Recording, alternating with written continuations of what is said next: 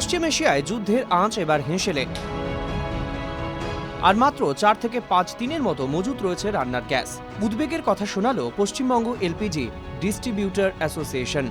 জানা গিয়েছে, petrol diesel নিয়ে আপাতত চিন্তার কারণ নেই। রাশিয়া থেকে আমদানি করা হচ্ছে অপরিশোধিত তেল,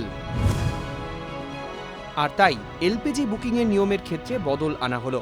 এবার থেকে সিলিন্ডার বুকিং করার জন্য বাধ্যতামূলকভাবে অন্তত 25 দিন অপেক্ষা করতে হবে।